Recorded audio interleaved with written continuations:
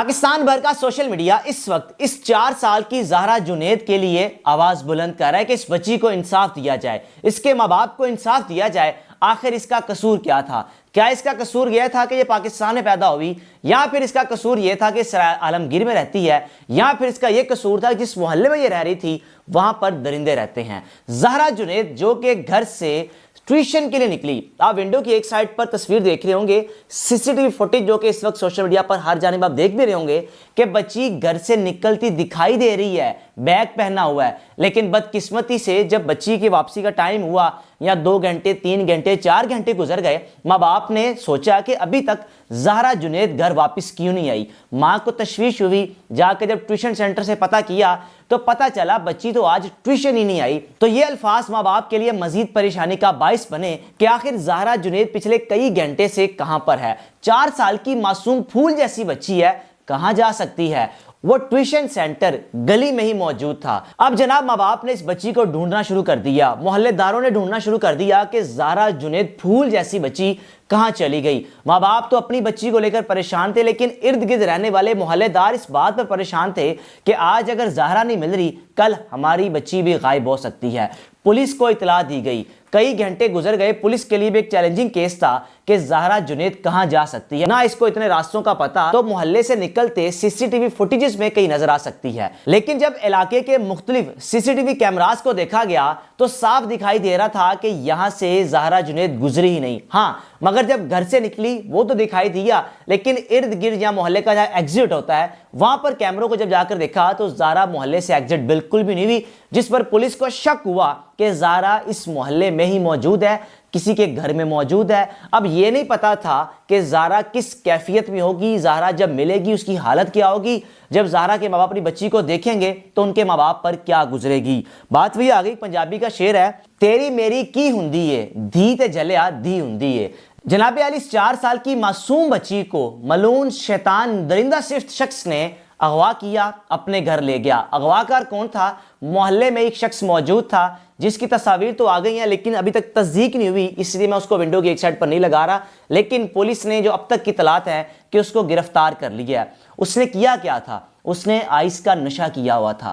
Ice کے نشے کی حالت میں اس 4 سال کی معصوم پھول جیسی بچی کو اپنے گھر میں لے کر گیا، اور اس کے گھر میں گھر کے جو باقی افراد تھے موجود نہیں تھے، یعنی کسی کام کے سلسلے میں گھر سے باہر گئے ہوئے تھے، جس وجہ سے اس درندہ صفت انسان کو موقع مل گیا کہ میں اپنی جنسی ہوس اس بچی پر نکال سکوں۔ بچی کو گھر لے گیا، نشے کی حالت میں اس بچی کے ساتھ درندگی کی، اور درندگی کرنے کے بعد سوچ رہا تھا کہ میں اس بچی کو کاٹ دوں۔ پھر پتہ نہیں کیا خیال آیا، یا یہ ذہن میں آیا کہ شاید میں پکڑا جاؤں گا تو میرے ساتھ پتہ نہیں کیا سلوک ہوگا، لیکن جو یہ کر چکا تھا اس کی تو سزائے موت ہی بنتی ہے کہ الٹا لٹکا دیا جائے۔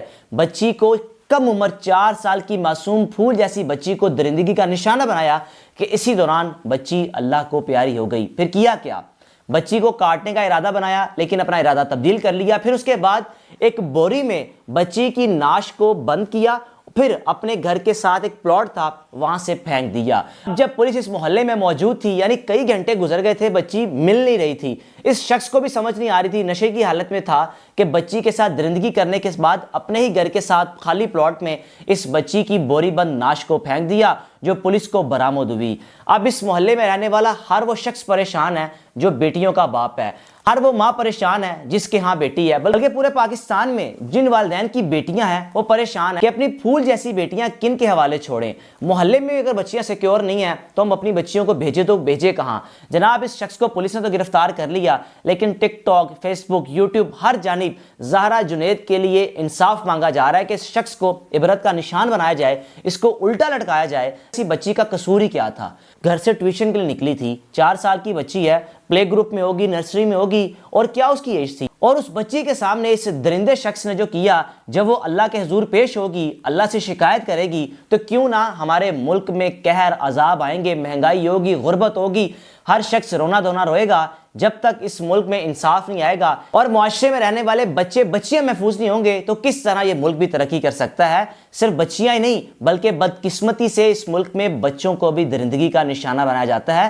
لوگ اپنی ہوس کو پورا کرنے کے لیے بچوں کے ساتھ بھی یہ گھناؤنا کھیل کھیلتے ہیں۔ آپ اس زہرا جنید کے حوالے سے آواز بلند کرتے رہیں کہ جلد از جلد اس بچی کے ساتھ درندگی کرنے والے کو عبرت کا نشان بنایا جائے۔ کم از کم پاکستان کی حکومت کو چاہیے کوئی ایک کیس تو ایگزامپل سیٹ کر دیں کہ جس میں آپ سزا دیں، پھانسی دیں، سرعام دیں، تاکہ دوبارہ کوئی ایسی درندگی کرنے کی کوشش نہ کرے۔ اپنے میزبان کو اجازت دیجیے، اللہ حافظ۔